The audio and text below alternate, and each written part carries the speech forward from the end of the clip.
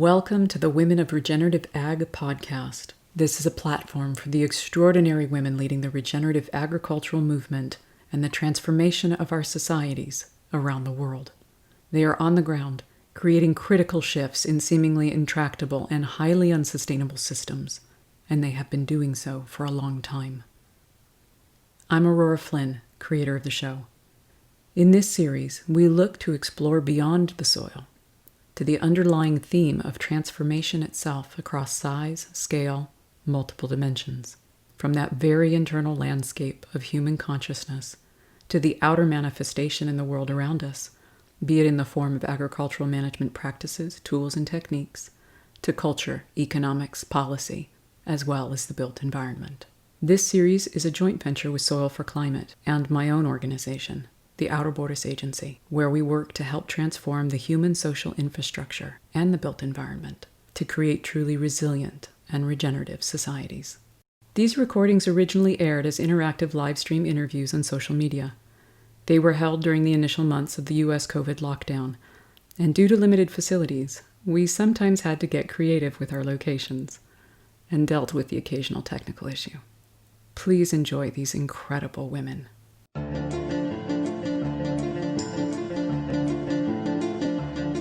You're listening to the Women of Regenerative Ag podcast. My guest today is Dr. Cynthia Daley, a professor at the College of Agriculture at California State University, Chico. She serves as the Rollins Endowed Professor for Environmental Literacy and the Director of the Center for Regenerative Agriculture and Resilient Systems. Cindy is originally from Illinois, where her family has been actively engaged in the farming profession for more than 4 generations. She completed her undergraduate degree at the University of Illinois, her doctorate at the University of California, Davis.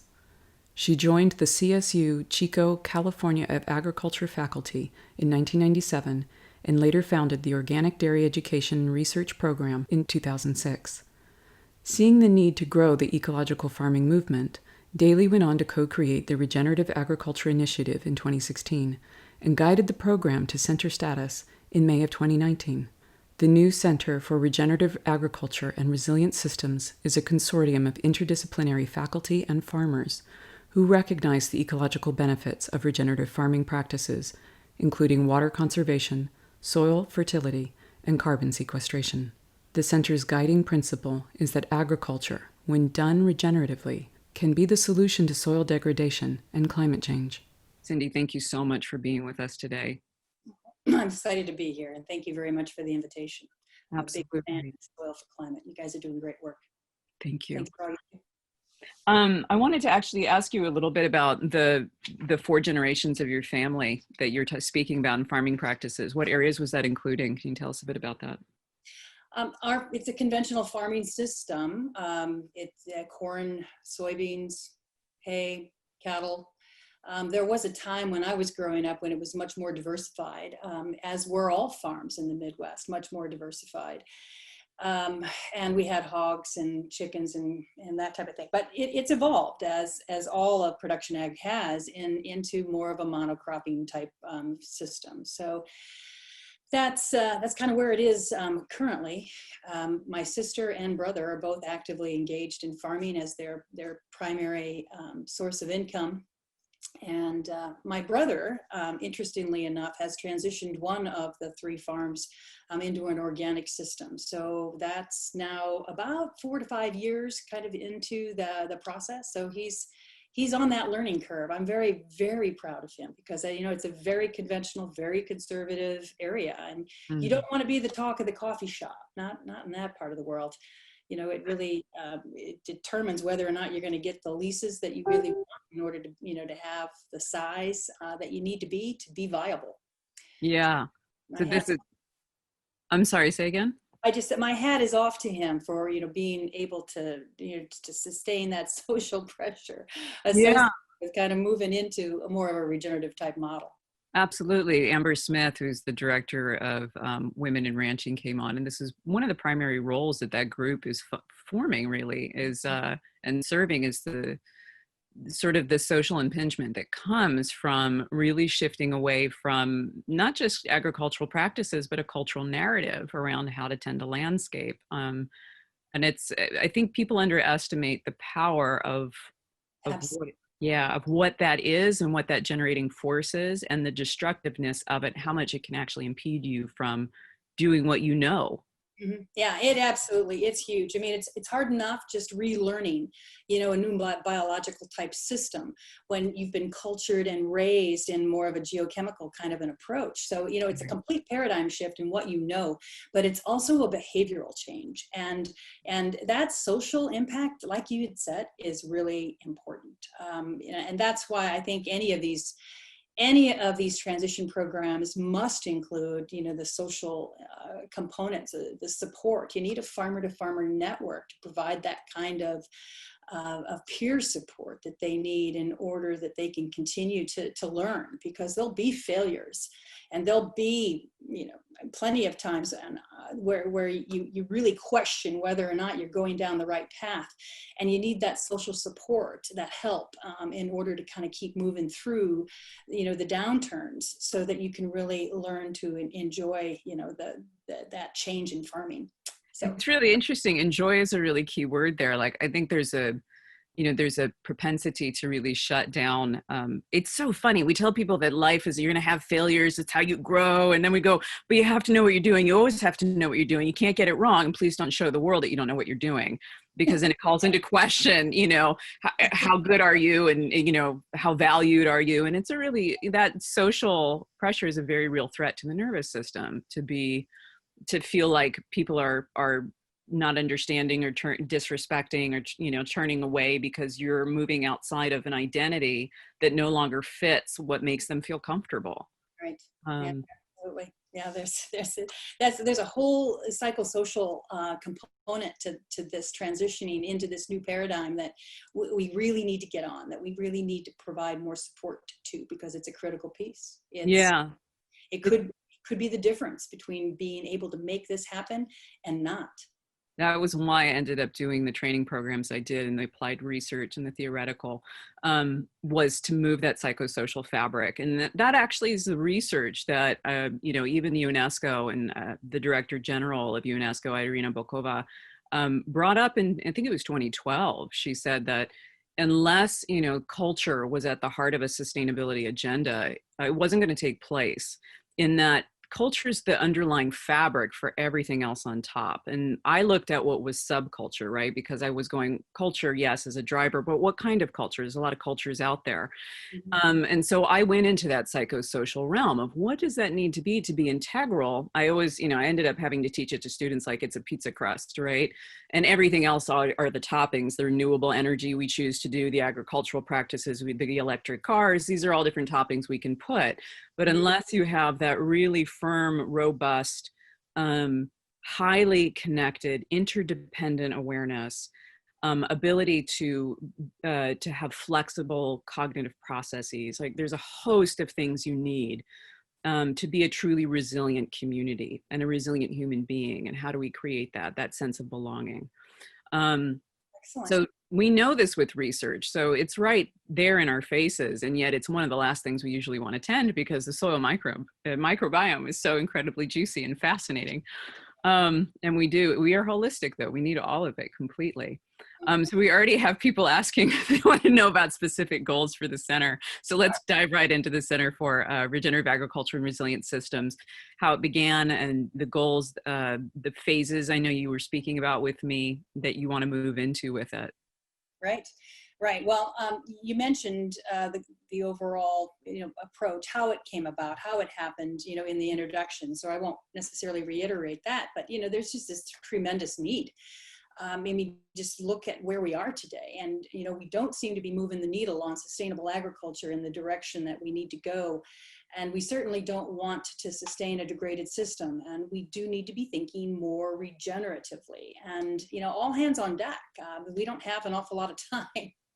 And we feel like this is our part. This is what we can do. We can provide the model, for other universities and campuses, throughout the country and around the globe to kind of move down this same path. We really need to provide, this kind of instruction, this kind of research. This is a critical part of trying to address climate change. Agriculture, as is a net emitter. So we are part of the problem, and that has to stop. We have to stop the emissions. And the great news in this is that we are part of the solution, or could be, if we could really firmly embrace this transition into regenerative agriculture. And that's what the center is all about. Our platform has always been about trying to provide support to farmers and ranchers to embrace this new paradigm.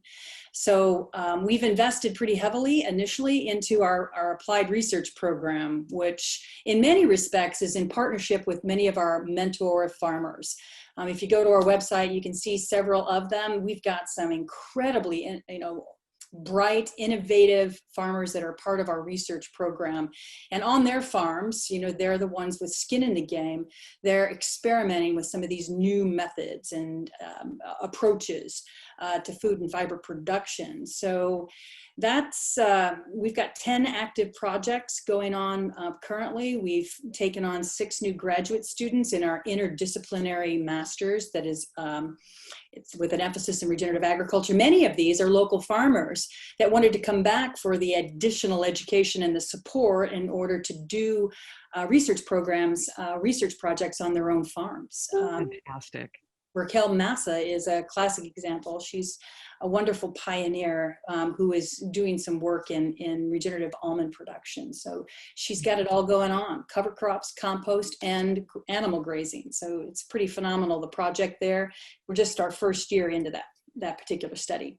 Fantastic. But you did mention phases, and so now that we've got the applied research program underway together with some partners, we've taken on Tim LaSalle and David Johnson as adjunct professors. They help us, leverage their expertise in helping us develop our program. So we are heavily invested in David's research on BEAM, the biologically enhanced ag management systems, and so we're looking at that biological approach. To crop production in corn and cotton and rangeland. We've got it also in vegetables. So that's a big part of that project because of the opportunity to maximize carbon sequestration while we're producing food.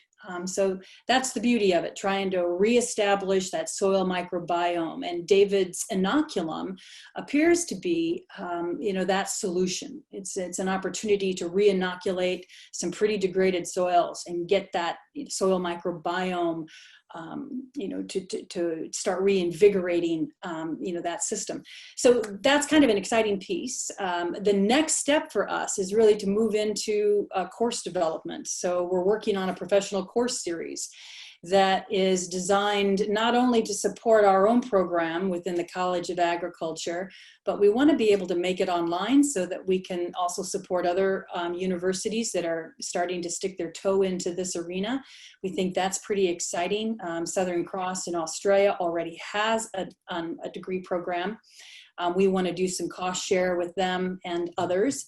Understanding Ag is another partner in our educational program development. Eco-agriculture, John Kemp, he's also very engaged in this course development arena in regenerative agriculture. So we're trying to build as many partnerships as we can, particularly with farmers and the farming community. We know that there's some amazing teachers out there that are actively engaged in farming that can really communicate that, that theory and the practice in a much better way than a PhD ever could. So we're very supportive of that and recognize that and want to use it to the best end possible. So education is next. We want to do an online certificate program, an online master's. So all of those things are really cooking together with our farmer to farmer network platform.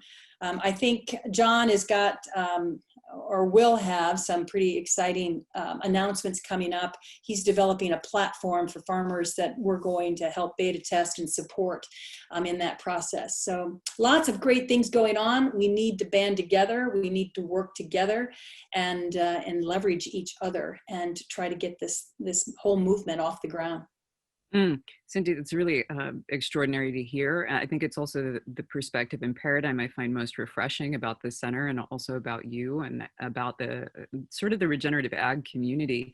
There seems to be, for, maybe a variety of reasons, whether it's, epistemology or methodology, I'm not entirely clear, but academia does seem to be a bit behind the regenerative ag movement.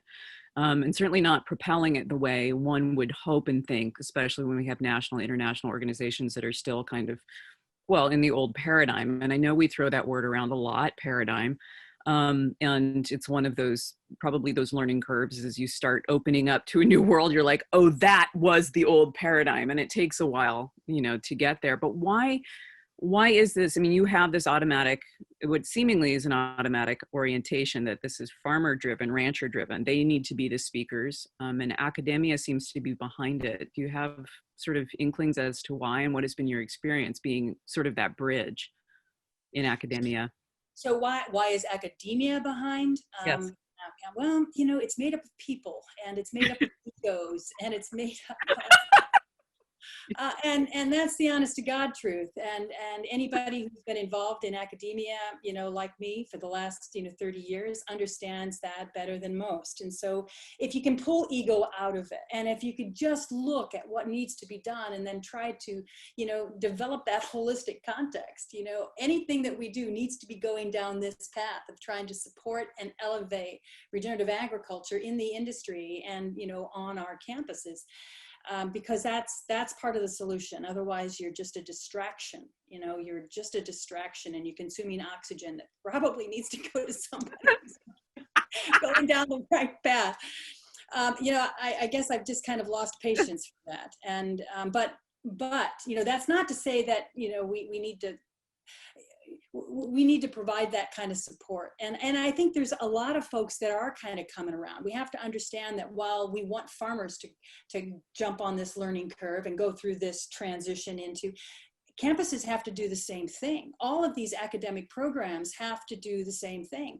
I mean, I can see that with, some of our own faculty. They're all trying to grapple with this and wondering, well, is this just the latest buzzword, or, is there any substance? Well, there clearly is substance, to this. And, the science is there. And you call it whatever you want. If you feel more comfortable with sustainable agriculture, then call it that. But the fact of the matter is that we have to regenerate these soils. We have to start thinking about moving away from, some of these destructive type production practices. So how is it that we're going to, partner and make that happen? So I guess that's a long answer. We have to get campuses and faculty to start on this paradigm shift of their own.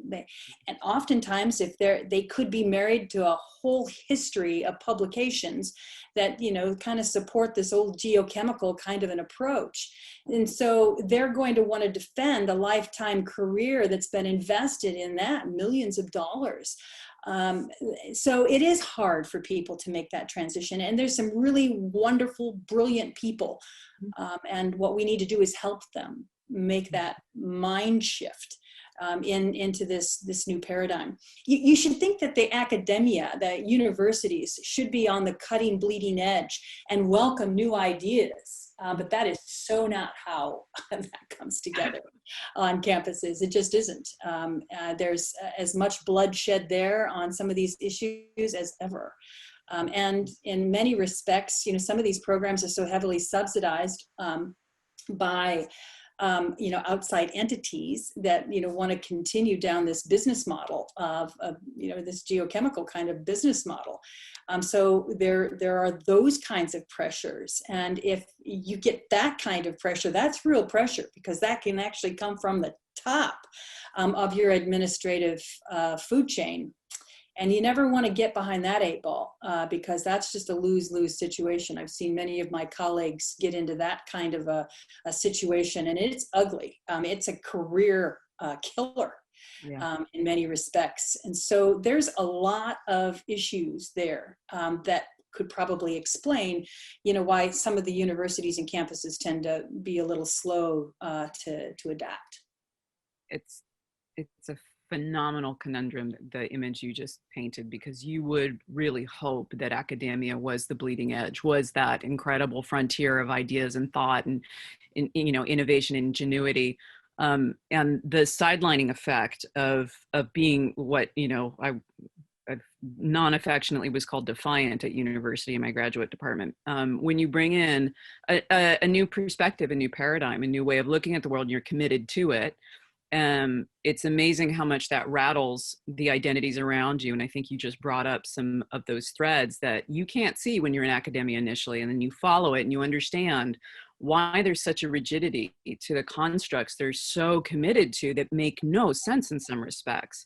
And I think this leads to sort of this, disillusioned effect for the public when they want to both respect academia and they get very concerned that they themselves haven't been trained to even pull apart, let's say, a peer-reviewed paper to understand incentives or why it may be leaning the way it is, or why the scientific method may be limited in its approach and its ability to even show interconnecting facets of what is a truly holistic perspective we need to bring to the world. Academia just isn't pliable the way farmers and ranchers are willing to be these mavericks and go with their intuition. Right. Yeah. We've got a big ship to shift, and there's a food chain. There's a hierarchy, that you have to, be cognizant of. And I am truly blessed because I have a president and a provost who are all about this. They completely get it. They see it. And, and they have so many battles they're waging. With COVID and the situations that are happening there, the wildfires. I mean, our campus had to deal with the biggest wildfire, with the campfire that just, and we're still dealing with that, the ramifications and the fallout and the recovery issues and the soil erosion, that was a significant impact on us. So, with all of those things going on, my president and my provost are still exceptionally supportive of what we've been able to accomplish in the center, the direction that we're going, and together with a cadre of the deans have got my back. And if I didn't have that, I couldn't accomplish near the amount of things that we've done. And our future is very bright because we just, time and resources. With time and resources, I think it's pretty unlimited what we'd be able to accomplish. Our next big push is going to be this educational outreach to make sure that we can put this information out into the world in a way that's credible, that's science-backed, and very understandable, very relatable. And that's why we have farmers on our team, because they get that. They really understand how this information needs to be science-based, but also very practical, very usable. So it's interesting. I mean, I constantly think of sort of tropes that we get stuck in and sort of these sort of distortions that get in the way. And one of them is the idea of an expert. And who constitutes that. And I think that was a pursuit for me. I think that understanding that blockage between communities I was working with on the ground, ranchers or people possessing what, academia calls traditional ecological knowledge, which is really indigenous knowledge and wisdom in application. And some land stewards absolutely embody that paradigm. But then understanding there was a disconnect between various experts in various fields that ultimately meant it couldn't be tended from those paradigms or weren't being heard. So getting ranchers, let's say, and this is policy, issues into policy as well, getting those ranchers to speak for themselves in a way they would be heard, in, understanding that a lot of them felt like they wouldn't be heard for their expressions or for their position, simply a farmer, simply a rancher, right? Mm-hmm. Yeah, absolutely. That is another reason probably why, the university systems as a whole are a little bit behind. It's because they do believe, because of the initials behind their name, that they do need to be the expert. But the fact of the matter is that the farmers and rangers are leading this initiative. They're doing things that work, that make sense. They're moving the needle on regenerative agriculture. And I think the universities, the researchers, need to take their lead and study their systems. They're providing us with an incredible platform, to do research in a meaningful way where we can contrast systems. This is a 20-year regenerative orchard, and we're going to contrast that, and right next door to a heavy input, kind of more of a traditional approach. And then let's really look and contrast these systems. And the cool thing is that you don't have to create it. It's already been there. I mean, and it's already managed for you, because these farmers are already doing their thing. And in many, John Lundgren works that way. I know Jonathan White, there's David Johnson. There are several scientists that are out there currently, capitalizing on that approach, and are making big progress there to try and backfill the science. Mm-hmm. Guys like Gabe Brown, he knows his system's working. It's profitable. He's making and his goal isn't to make carbon. His goal is to make money, and he's growing carbon in that process. So let's figure out exactly what's going on in that system. Chris Nichols came in there and discovered glomalin, and understood that it was the fungal species that were responsible for building that soil structure in a way that made Gabe more profitable. So that's the approach that we need to be taking. What we don't want to do is not say, we don't want to tell producers, oh, you can't do that because we really don't have the science to support X, Y, and Z. Right. Because it's not there. And if you continue to kind of rely on reductionist science, I think we're dead in the water. We need to reevaluate how we do research. We need to approach this. And we need that creativity. We need those, big thinkers that in the scientific arena to embrace that model and to move this forward. We even created a new journal that was designed, to provide support for those researchers that really want to go down this path of systems-based research. So that's what that goal is to provide that platform. So peer review it, set up the experimental design in such a way that you can collect viable data. Then let's kind of run it through this journal. It'll be peer reviewed among folks that really understand systems-based research. So that's the goal for that. Yeah, it's funny. We're getting a lot of comments. Somebody's bringing up Christine Jones. I need to get this out of the way so I can see what's happening here. But I do want to just take a second and really acknowledge that, Chico was CSU Chico I visited in 2015 for Grazing for Change, that Abby and Spencer Smith from the Jefferson Center of Holistic Management put together there. And it was a game changer in my life, because you all were so outside of the paradigm that I had been experiencing, both in academia, but also with conservancies and nonprofits aiming at land stewardship. And I think there was Gabe Brown that day. I met you, of course, Abby and Spence.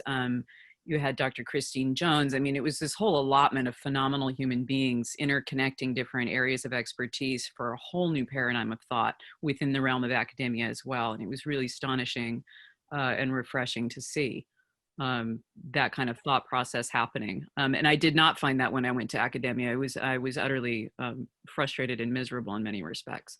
It was so frustrating.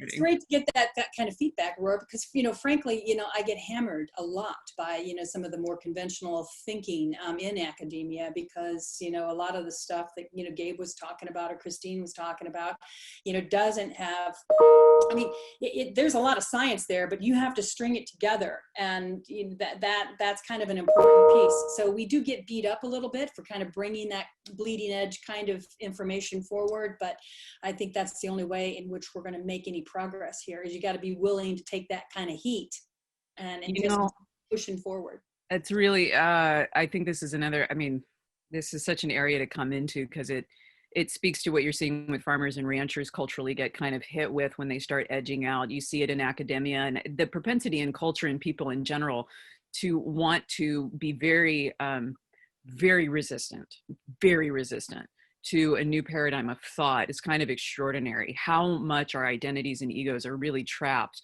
in wanting to be right, in wanting to be certain, in wanting to be known for that certainty.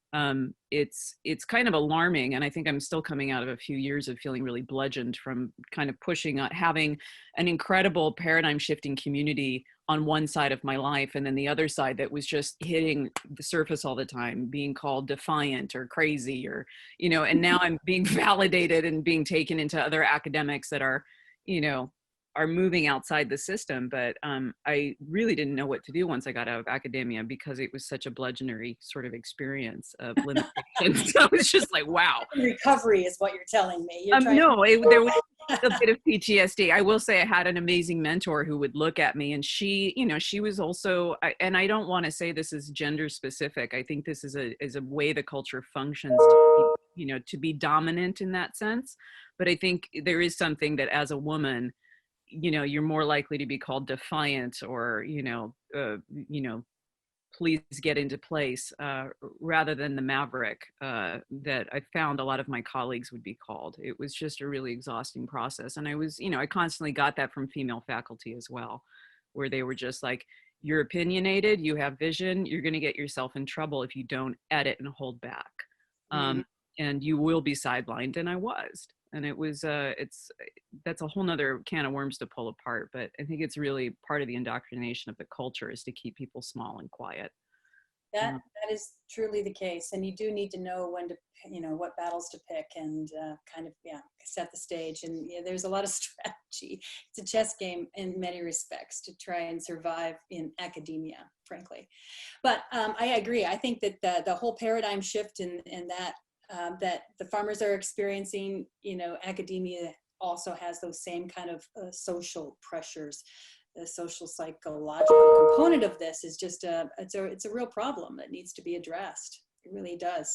I know that that does hold back, you know, good scientists are holding back because they are in fear of being admonished, in fear of being criticized publicly, not only for their work, but their thoughts, their words, their opinions, you know. And the campuses are supposed to be a free thinking platform for sharing new ideas and looking at these new paradigms, and, you know, trying on these thoughts and these ideas. And that's what we've done when, you know, we bring a Christine Jones to campus. I mean, that is one brilliant woman. You can't, you know, and she gets it. And frankly, she does bring the science. Christine has a very unique ability of being able to connect the dots in the research to kind of explain phenomenon that she is seeing in these really phenomenal farmers that are moving forward in regenerative agriculture. So we need more Christine Jones. She had to leave the university, by the way, because the heat was just way more than, you know, she could manage. And a lot of it depends, you know, on who your higher ups are. Some tend to be more supportive of that, some are not.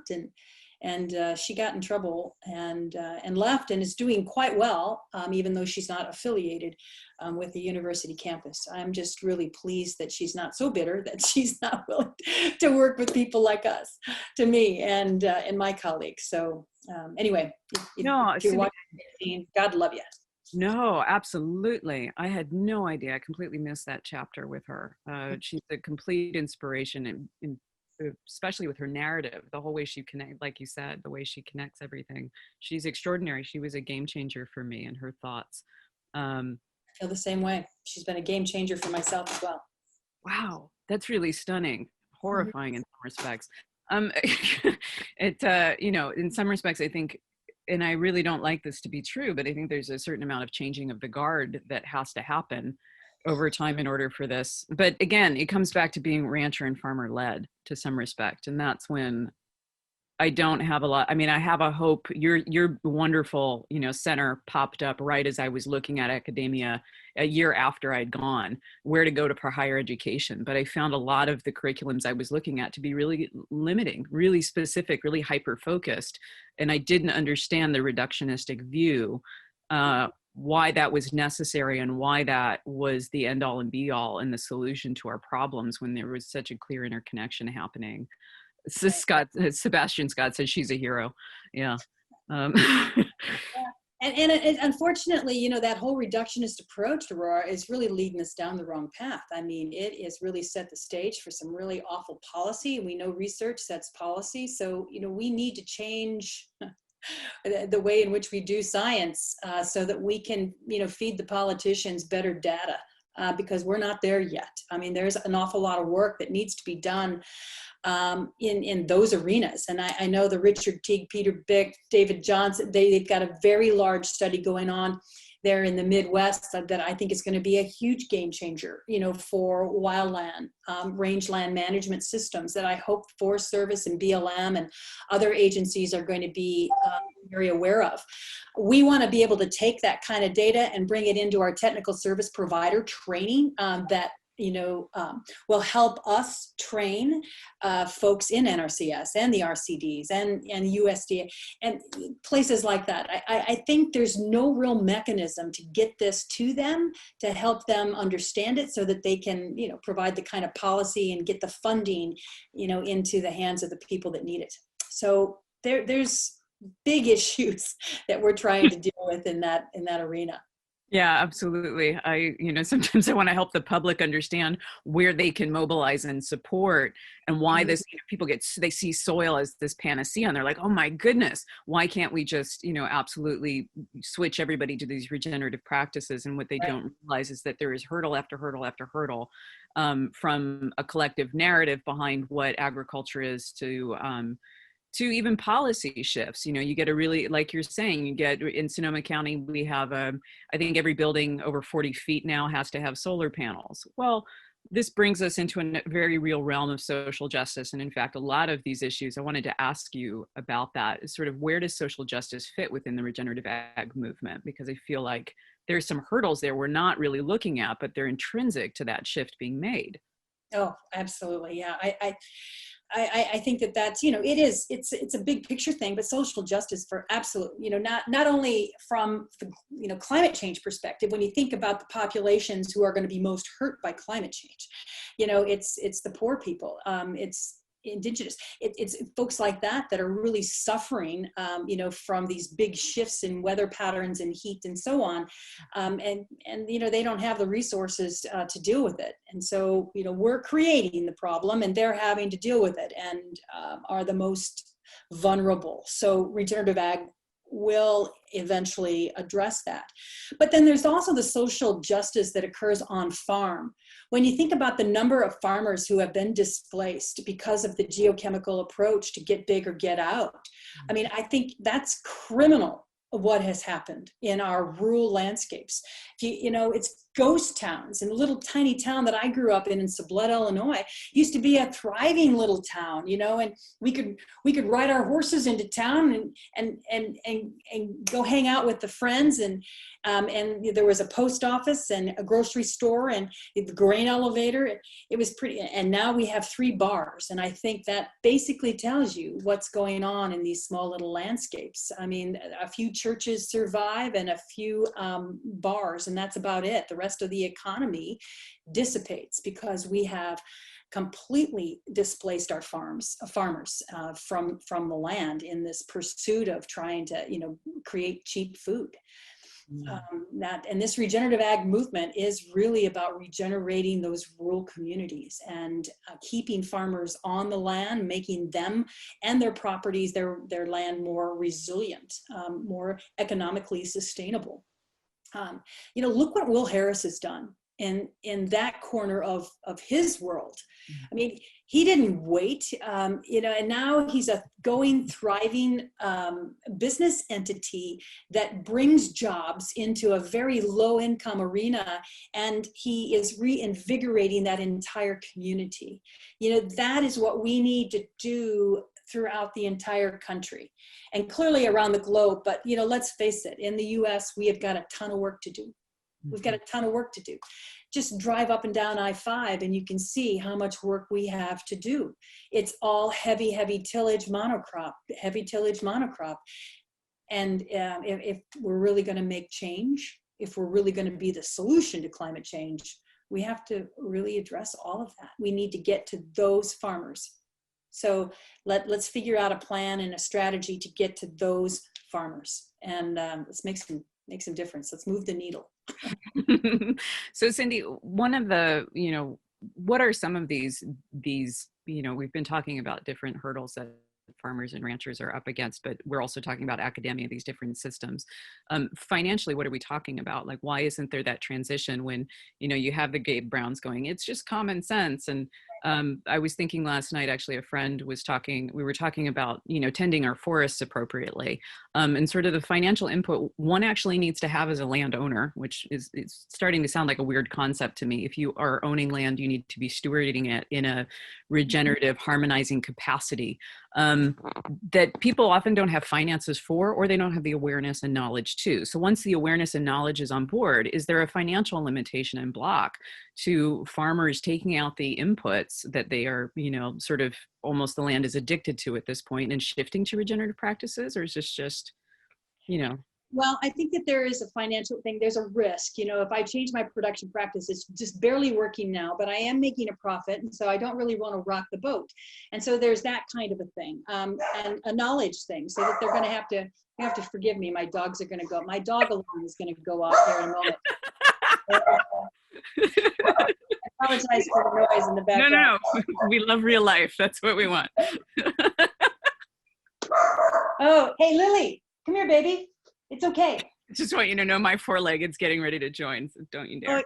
You're going to hear my dogs, and so pretty soon we're just going to have this great big symphony, this dog symphony that's going to be going off. But anyway, I do think that there are, several roadblocks, not insurmountable, but that we need to consider when we're trying to help farmers shift.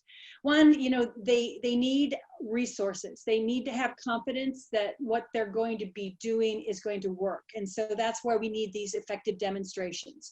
So we need to identify those farms and make them, kind of our demonstration. This is where we're going to bring farmers, and this is where they're going to learn from another farmer who's been there, done that, has the credibility, and can articulate the message. That's I think an important piece of this transition, and also helping that farmer with boots on the ground. And so that's why we're doing more technical service provider training. We really want to get that program funded so that we can help with more boots on the ground. I also want to, figure out how we, support and subsidize our mentor farmers so they can also provide the kind of support that they need, the peer-to-peer support. So, take a picture, oh gosh, I've got this issue, what's going on here, and send it out to a whole bunch of farmers, women, men, and just say, what's going on here? And instantaneously get the feedback that you need in order to make a management shift to kind of move away from whatever is the roadblock there. And finances, if farmers knew that they weren't going to, risk the farm with this new shift in farming practice, I think that would be huge. And so we need to figure out how to subsidize these farmers or give them that financial security over that initial transition period. And that transition period is really going to be dependent upon where they are in their head and the condition of their soil. If their soil is beat to hell, they're going to have a longer transition period, and they're going to struggle initially as they try to enrich their soil microbiome. Because in many, we've killed the soil. Soil's dead. It is dirt. It's just dirt. So to try and make it soil again it's a process. Shifting, what's going on in here is a process. So we have to marry those two things together and then take out the risk, the social risk and the financial risk. So there's a lot of ingredients with this, and there are pieces and parts that are working in different. I love what Understanding Ag and Ray and Gabe and Alan, that team, what they've been able to do. That's powerful. What John Camp's been able to do, that's powerful. We need more of that happening in every region around the world. So I think we've got some parts and pieces that are working. Now we just need to start synergizing, start working together and try to recreate what's working in other parts of the world. Absolutely. We're getting some questions, Cindy, about Seth is sending one about regarding financial security, about the role of the insurance industry, particularly to do with crop insurance. Is there anything there? Sure. I mean, I think, we've got NAP and there's some other CSP type programs that can be helpful. NRCS has got the EQIP programs. They can also be helpful. Those are cost share programs. What we're trying to do is provide case statements to NRCS to kind of change some of those fee schedules, because in many places they're just inadequate to provide the kind of security that farmers need to move down there. We all know how important pollinators are. So putting hedgerows in, I think they pay you $2 a linear foot and it costs $8 to put them in. No one's going to go down that path unless they have more support to kind of cover those initial costs. Here in California, we had a really great program, the Healthy Soils Initiative, that was put forward by California Department of Food and Agriculture. So just a really big shout out to Karen Ross, to Jenny Tucker and that group for what they were able to accomplish. They put 28 million out into the industry, into the hands of farmers and ranchers to make some transition on some of these climate smart farming practices, which are basically regenerative farming practices. But, and then, COVID hits. And so that puts all that funding, into question as to whether or not that program can continue. And, they spent every dime, everything that they had, they put out into so it's a great program in that it provided enough incentive to make farmers look at that and say, wow, I think I can make that work. And it took out the financial risk that was associated with making the transition into that farming practice. So a lot of good was done, and then COVID hit. And now that we've got this $57 billion deficit, it puts that program into jeopardy, which could be the exact program that can reverse this problem that we have with these kinds of pandemic outbreaks due to a lack of diversity and climate change. So, the exact program that we need, we're going to defund because we're too busy using those funds for all of these disasters, that are happening with the pandemic and the forest fires and things like that. So yeah, we need to This is really critical, actually, what you're saying, Cindy, and this is the part that I get really concerned about, because I think all of us knew this threshold was coming, right? This tipping point, that we were going to be up against a lot of shifts as climate change began to spin. And that we had also designed a lot of systems that were truly Band-Aid-like and not really going after the heart of issues, whether that's healthcare, and you're talking about the debate of, functional medicine versus, mitigating symptoms, or doing, segmented inputs to inputs and outputs of a really monetized agricultural industry that's very, sorry, I'm getting text about questions. I get concerned, and I think there's a lot of concern what you just said about not getting to the heart of the issue, but going into constant, mitigation control mode, damage control, and not actually getting to the heart of the issues of what's wrong, including the instability with our food distribution and food systems. I mean, at the heart of it, that's also what we really need to talk about too, and that is to do with local, regional-based, food-based systems. And in a way, COVID's impact on the food system, just because of our international clamping down, is having far more broader impacts than COVID itself in some respects, due to, not just the lack of food, but civil unrest. The other things that this instigates when people are, in poverty, lacking food, up against a pandemic, and borders are shut down, and food goes to waste. I'm not sure that I have an answer here. And I think this is why, and really authentically, I sit with this one. I don't know what we do when the public wants and government needs to remedy certain issues that are indeed traumatic and needing Band-Aids quite quickly. But it keeps us, and it was already keeping us from getting to the heart of these issues, of why these systems are so incredibly unstable and will continue to be challenged and maybe taken down in their brittleness as these chaotic events continue to occur. It's not just forest fires. It's not just a pandemic. Like this is I think these unknowns and this chaos will, kind of continue in my mind from what we know about the way things are shifting in the world. Yeah, yeah, clearly. Yeah, we have more and bigger issues down the road, so we're going to have to be prepared. And we're not really doing that because we're scrambling to try and deal with each problem as it comes. So we're constantly putting out the proverbial fire and not really addressing the core issue. I couldn't agree more. I don't know what else to say about that other than the fact that, we need some real holistic strategic planning. Well, you hit a key word for me that I think I'm very passionate about lately is strategy. Mm-hmm. And I think that is something, whether it's on a bioregional scale, a national scale, or international scale, in that coordination. I think that is something that maybe regenerative ag is going to be breathing into more and more when it comes to we are understanding more and more the systemic implications and impacts. And now it's time to move into a greater strategy session, in my mind, as to how to spread this and coordinate this. Now that we're having, I think, a lot of awareness more and more on the ground with the public and where their food is coming from, that there is this orientation. I want to get some questions here. I mean, this, I think, in a way, maybe you and I just needed to say that. Just like, It feels good, yeah, to be able to kind of talk about that. But clearly, we've got some solutions out there.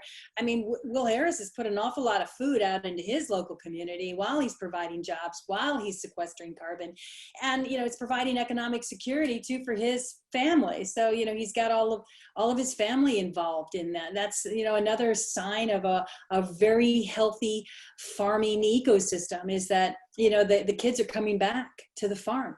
And they're excited about the opportunity to farm and to produce food, in this kind of regenerative type model, and that's exciting. It's shifting away from, my parents who are saying get out of farming, just get out of it, to try and to create this wonderful, nourishing, and supportive program where your kids feel very financially secure, digging in and becoming part of the family farm. That's longevity. That's a true regenerative model. Absolutely. Terry's asking what can be done to educate the general public to become consumers of what farmers produce. She says she teaches at a community college level. And she says, my goal since the move to Oregon is to get regenerative ag maybe into a course that can be a GE requirement. I'm working on some curriculum and have modified a class called Food, Society, and Environment from when I taught at Sierra College in California. Excellent. Well, that sounds like it's a great approach. Providing those kinds of programs are great, and maybe as a part of that course is to create a service learning component where every student that you teach is also required to go out into the public and make a presentation about local food and regenerative farming practices and how important it is that they vote with their food dollars. So every time people make a food purchase, they're basically supporting a particular form of agriculture. So if you're going to support that generic milk, you're supporting that form of conventional agriculture. I'm almost hesitant because I know we have not a ton of time, and I want to get to some of these other questions, but you said milk. And I think it just comes up a lot lately for me with folks where, they're very excited to see, dairy being grass-fed, and I think there's a collapse of what grass-fed or organic or sustainable or regenerative is. And I would just ask you, how regenerative can the dairy industry be? Can it truly become regenerative? Oh, it absolutely can be, but I just want to make it clear that, in that case, not all all organic milk is regenerative. There is no doubt about that. So I just want to make that really, really clear. I have, I'm going to get some hate mail. I can just feel it. We'll protect you. But to be a truly regenerative system, it needs to be heavily based in grass. It needs to be a grass-based system. That's what makes that a carbon sink. Cattle on cement is not a regenerative system. The net emissions there, can never be offset to a high enough degree. You put those animals back on grass in a meaningful system, and you treat your forages, you treat pasture like a crop. You can grow rocket fuel. Over the 15 years that we put our cows out on grass, we accumulated 3% soil organic matter. We went from a 3 to a 6. And that's because we stacked practices. And it took us 15 years to get there. We changed the way we grazed. Well, we put the cows out on grass. We had to change our genetics to do that.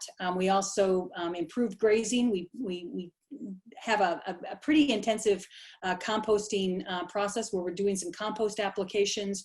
We're doing some no-till drill seeding with improved species, and we're growing rocket fuel. So the feed that we grow for our cows to go out and graze is better than the corn silage that we could have grown on that ground and harvested and turned around and fed. So you can see that that's a very sustainable system. You don't have to harvest the feed. There's no equipment cost. There's no fuel use. There's no labor associated with that. The cow is out harvesting her own grass and she's doing her thing. And this is a really big, there's lots of big economic issues that are going on right now in the organic dairy industry. We're losing really awesome dairy farmers left and right because we haven't righted that ship. When organic went down the conventional pathway, it just ruined it for a lot of farmers. And now it's the same kind of thing. We're trying to produce all this organic milk for the least amount of money. And it's gotten to the point where farmers can't cover their input costs. There's no parity with what they're getting paid for that organic milk and how much it costs for them to produce.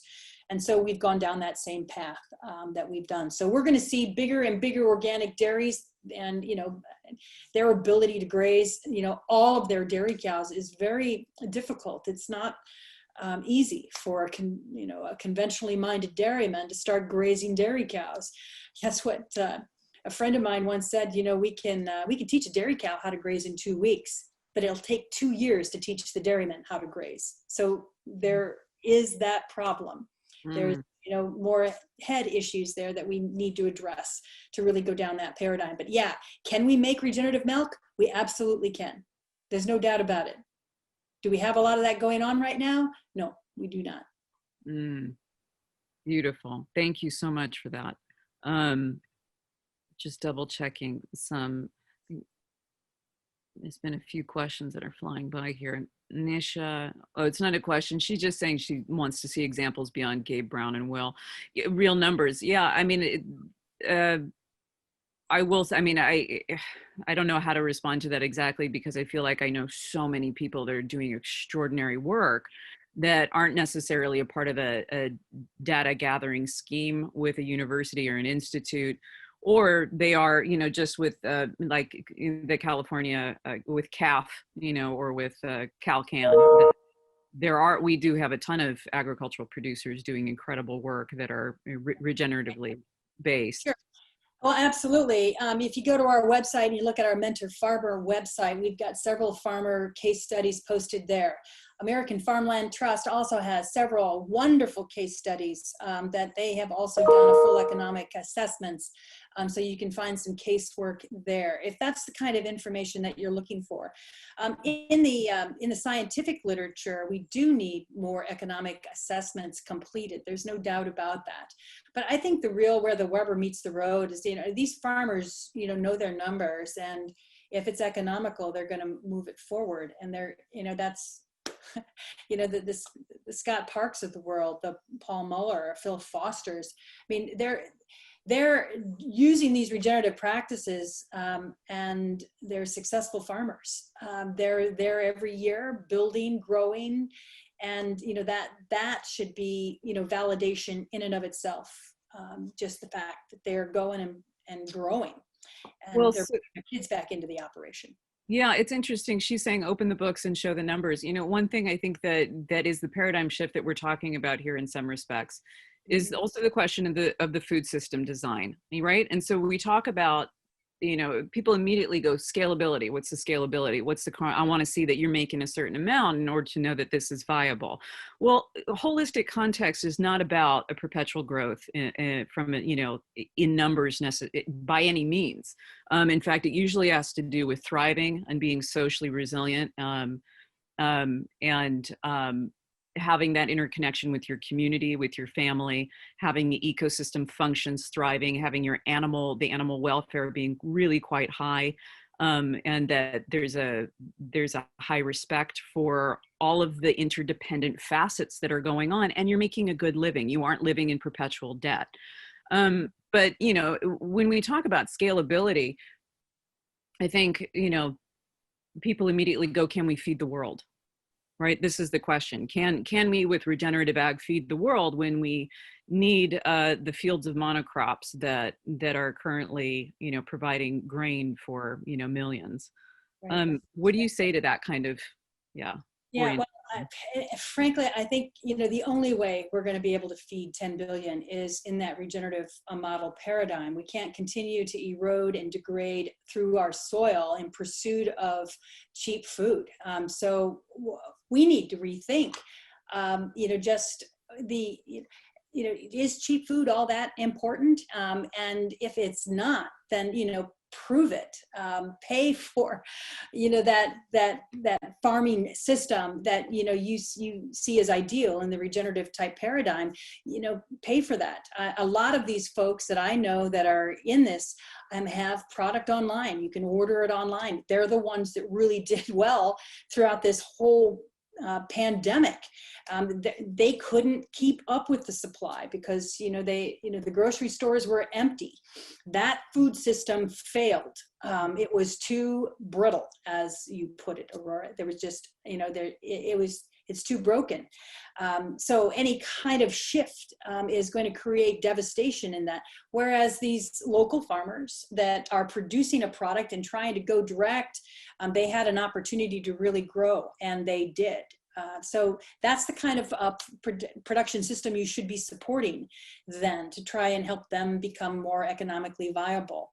So the cheap food model means that you try to make food as cheaply as possible, and to do that you have to erode through our resources. If we had to pay for the amount of soil that we were destroying in the process of making that cheap food, the amount of water that was being we were creating poor water quality, poor air quality. If we had to pay for those social services and the amount of greenhouse gas that's being emitted, that food would get very, very expensive. But right now, we're not having to pay for the degradation of our ecological resources, and that's an unfortunate thing. There again, there is the policy. Yeah, this is I think this is one of the perpetual reframes and the paradigm shifts, right? Is expanding the vision from the blinders we've had around what we expect food to cost, and understanding that if those externalities were actually added into food cost would skyrocket. And in some ways, that is why going to a local grass-fed producer, let's say, is more expensive. Right. Because those externalities are being put back into the food model, and they go, well, we can't afford that.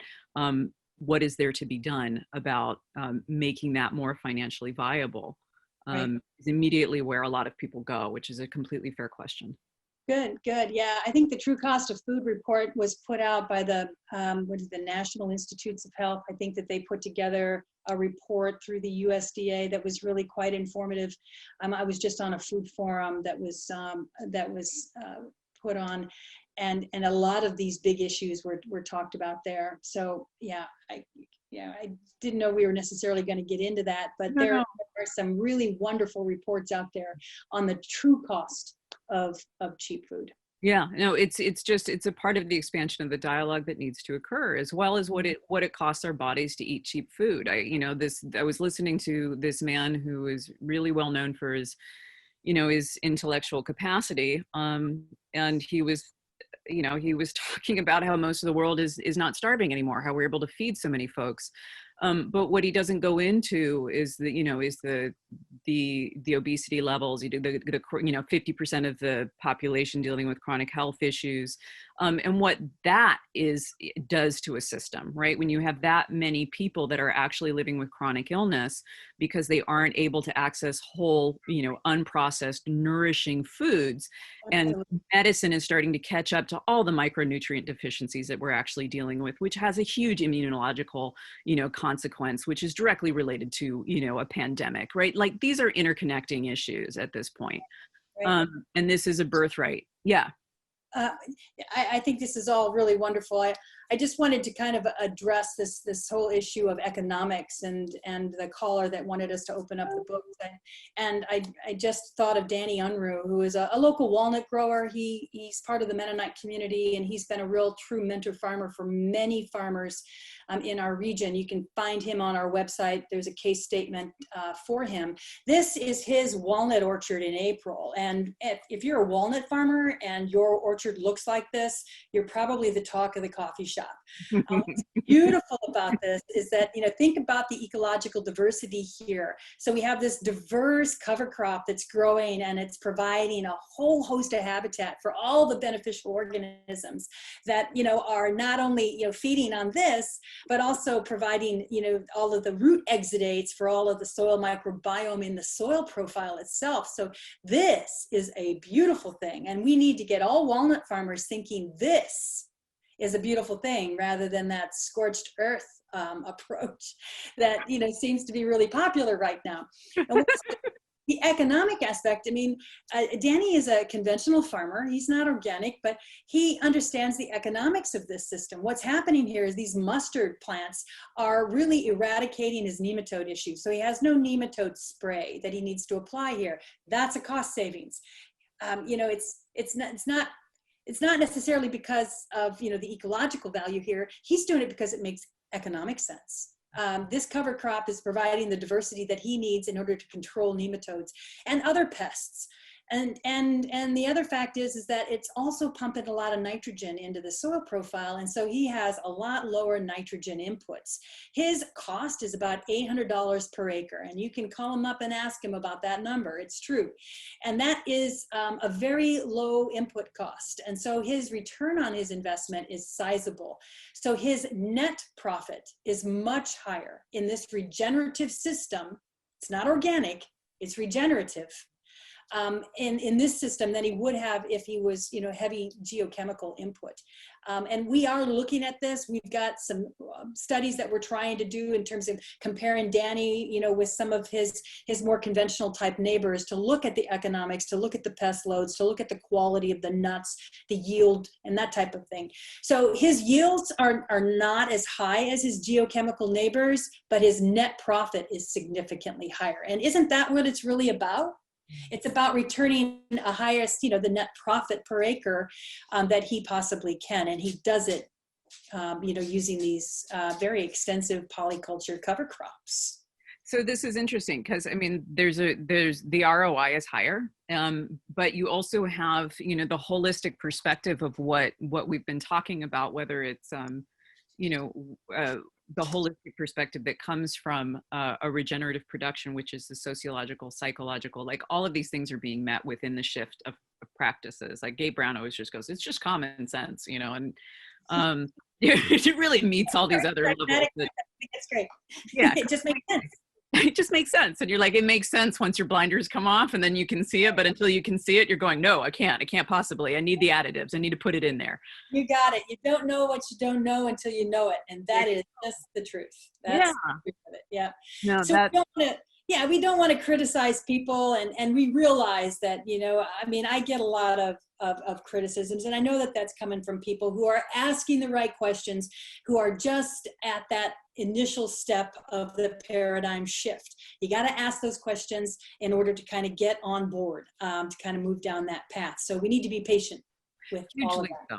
Hugely so. I think that's some of the, the neurocognitive flexibility we talk about when, being comfortable with the idea that not only is, you know, you don't know what you don't know, right? These unknown unknowns, and that you're going to exist there, and that we want to move a bit towards confidence and knowing, but that being in that landscape can actually be highly creative, highly fruitful, highly expansive, and get you out of the situation you're currently in. But when you're living in debt, and when you have that survival ramped up, and then you're being pressured socially, and that you may lose that support structure, there's a lot of challenges to this. Nesha is asking a few times here, and I'm sorry I didn't get to it sooner, you know, what do you need most in order to have this spread and thrive? I think she's probably asking about the center, but I'm not exactly sure. Well, for the center, it's yeah. Well, I want to get to the point where we've institutionalized the center so that, you know, we're not always out trying to chase money. That is a full-time gig that just really gets old when there's just so much work to do. So it's that. We're you know, out you know, trying to bring in the funding in order to institutionalize, and really what we focus our funding on is staffing. So, you know, right now I want to hire somebody specific to the educational program. I really would like to get someone in ag education who can really understand how important it is that, you know, these concepts need to be relayed in a way that's very relatable and very easy to understand, but yet, you know, completely science-based. So, you know, that I'd like to be able to bring somebody on to do specifically that function, so we can get the certification program up and going, get the online masters going, and you know, continue to recruit and provide support to our mentor farmers who are also providing support to our educational programming and that type of thing. I want to be able to hire a team of postdocs that are going to help us implement the farmer-to-farmer network in each of the cropping species. So, you know, we could create what we've done in veg, you know, with that group of farmers. We could do the same thing in orchard systems. We are currently looking for funding to launch a very large regenerative almond project, which has the potential, you know, within the next 5 years to transition 27,000 acres. But, you know, that could snowball. The ripple effect to that could be, you know, 1 million acres of almonds if it, you know, appeared to be economically viable. There's no reason why other almond farmers wouldn't jump on board with that. The almond industry is pretty concentrated kind of in this Central Valley area. We've got 125 producers in a co-op that we've worked together to develop a CIG grant. But, you know, those competitive funds are competitive, and, you know, they continue to be very difficult to get. We could, you know, with foundation funding or outside private donations, we could really make that hum and create that, you know, create a hub for regenerative almonds. Do the same thing on regenerative rangeland. I mean, we could bring in our colleague Richard Teague and you know, Peter Bick, and really get that humming so that we create that farmer-to-farmer network that we take. Row crop the same way. Yeah, it's staffing. And, you know, it's ramping up with the right people to make these programs happen. And then what we've done in that process is create a roadmap for other places around the globe. I mean, we're partnering with some folks in Africa through Tim LaSalle's contacts. We're partnering with David Johnson in New Mexico State University. We've got colleagues at Oregon State with Hannah Gosnell. I mean, so I think what we need to do is create this model and show and show how it can be done in other parts of the world. It just needs to happen. It's super interesting what you're saying, and it's because we have so many phenomenal teachers on the ground. We do. Yeah, Rancher to Rancher was something I was a part of for a bit with Kent Reeves and Richard King and Ariel Greenwood, and that was going to different ranches and standing around together, and what were we looking at, and what was, you know, a Marine Carbon Project would show up, and you know, that was where and the RCDs would join us, and there was, you know, there were soil scientists that would come in, but it was really a cross-pollinating experience of exploring not just the science of what was happening in the lab, but what was the land looking like? How could we read the land? What was it telling us? And then sitting around a table together at the end of the day and game planning, how would that shift happen for that rancher? And so you had all of our minds and hearts sitting there going, how can we I'm just putting this together, but that was what was so electric for me about this. And I'm hearing you now. Yeah. It is staffing. It is getting these circle ups in the current situation we're actually in, where we're all roundtabling this together, um, and moving it outside the realm also of, and I understand we all need to make livings here, but workshops that are very pricey for people who are already living in a survival mode, right? And I've always had that where I've just been like, we just open the door for folks and get everybody in here now, like find a way to fund this outside of the realm of that model. And that's always been an issue for me. Exactly. Open source it. Make it easy Yeah. to get, make it easy access. Make it very science deep. Make it very supportive, peer review, peer to peer Yes. supportive. Yeah, and give them effective demonstrations. We've got a 15-year regenerative dairy project going on the campus university farm that is economically viable, it's ecologically viable, it's animal welfare approved. I mean, so that's the kind of stuff that we need to elevate and use that platform to bring other farmers in and say, okay, this is how it looks, this is how it feels, this is how it smells, this is how it works. These are the numbers. That's the kind of stuff that farmers appreciate. They do appreciate that. This is really exciting. I mean, this goes back to what's been kind of pumping through me lately, which is strategy, right? Mm-hmm. This strategy of this kind of network, of this type of implementation, exploration together. This is where we're at as a community, which is enthralling. Cindy, I know we're at time. Seth has asked a few times, and a few other people have asked also about your students. They want to know what is your who are your typical students? I know you have undergrad and grad. Are they producers, environmentalists, climate activists? What are all of the above, and they come from all across campus, but primarily they're from ag in the College of Agriculture. So a lot of them are crops and horse, land resource management, ag business, or animal science or ag education type majors by and large. I do get some students that come in from environmental sciences. That's probably the biggest influx I have from geography and from environmental science. And yeah, the master's students had primarily been local farmers. I've got a local walnut grower. I've got a local almond producer, rice grower. Yeah, that's the fun part for me, is to kind of see the local farming community respond to that and say, oh yeah, I really want to learn more about that. And the beauty is that, we can coordinate an on-farm research project. And that's good for a couple of things. One, it provides you the excuse in the community to be doing weird things on your farm because it's research, right? It's research.